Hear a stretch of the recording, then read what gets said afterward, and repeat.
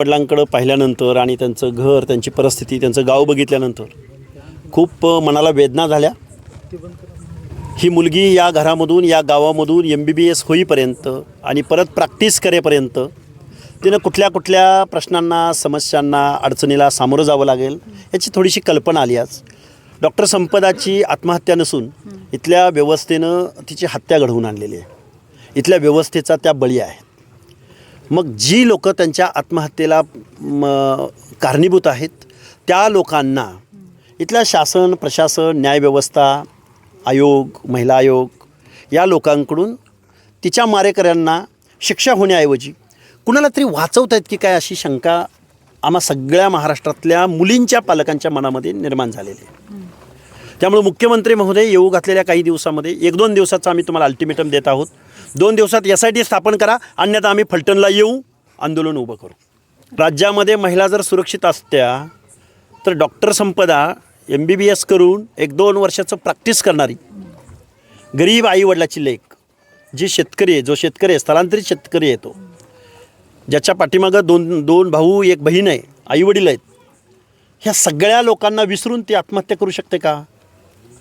आणि आत्महत्या करण्याएवढी बेजबाबदार आम्हाला असं तिच्या एकूण एज्युकेशनवरून आणि वर्तनावरून वाटत नाही।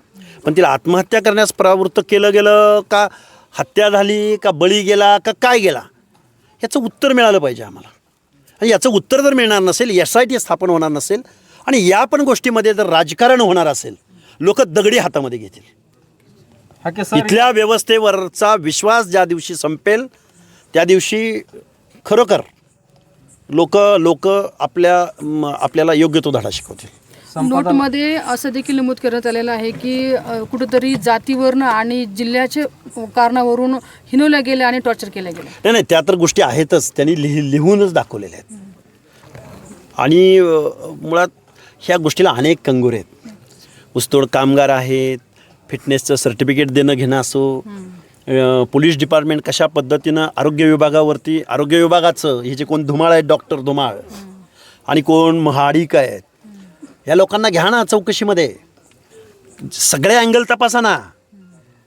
आणि न्याय अपेक्षित आहे ना, न्यायाची अपेक्षा असताना तुम्ही पुढाऱ्यांचं काय पाठराखण करताय? तुम्ही मुख्यमंत्री पदावर आहात, तुम्ही आयोगाच्या अध्यक्षपदावर आहात, तुम्ही असं कसं काय वागू शकता? एवढं बेजबाबदार, हे भयानक आहे। सर, शेवटचा प्रश्न आहे, कुटुंबियांसोबत तुम्ही बातचीत केलेली, याबाबतीत पुढच्या काय मागण्या आहेत सरकारकडे? पुढच्या SITची स्थापना झाली पाहिजे। मुलीच्या या गरीब आईवडिलांना आता बघा, आर्थिक मदत झाली म्हणून संपदा परत येणार नाही। आता काय करायचं? कुठल्या भावनेनं आम्ही आर्थिक मदत झाली पाहिजे म्हणायचं? आर्थिक मदत झाली पाहिजे, त्यांच्या मनामध्ये एक तर संपदा गेलेली आहे, पण दुसरी संपदा घडू नये यासाठी शासन काय पावलं उचलणार आहे? हे पहिल्यांदा महिला आयोगाच्या अध्यक्षाचा राजीनामा घ्या, तीही मागणी आमची असेल। एवढं बेजबाबदार आणि थिल्लर वागणं या महिला आयोगाच्या अध्यक्षाकडून असेल तर आम्हाला सुद्धा रस्त्यावर उतरवावं लागेल। आंदोलनाचं स्वरूप काय? स्वरूप आम्ही फलटणला जाऊ, पोलीस डिपार्टमेंट समोर बसू, धरणे आंदोलन करू, संपदाच्या आईवडिलांना, भावाला घेऊन आम्ही तिथं बसू।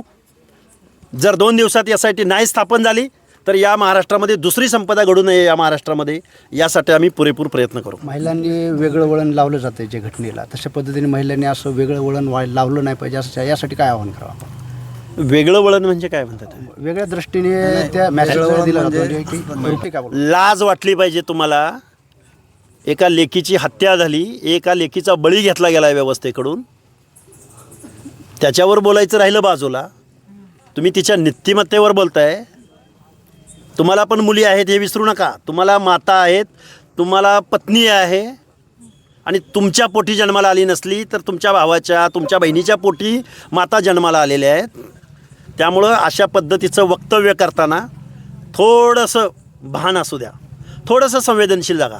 असं कोणाला कोणाच्या कॅरेक्टरवर डॅमेज होईल, थ्रेड्स पोचतील असं वर्तन करू नका, नाहीतर मग आम्हाला कायदा हातात घ्यावा लागेल। महिला आयोग देश विदेशातील प्रत्येक घडामोडींचे लाईव्ह अपडेट मिळवण्यासाठी आता साम टीव्हीच्या सर्व सोशल मीडिया प्लॅटफॉर्मला लाईक, फॉलो आणि सबस्क्राईब करा। तसंच सर्व नोटिफिकेशनसाठी बेल आयकॉन प्रेस करायला विसरू नका।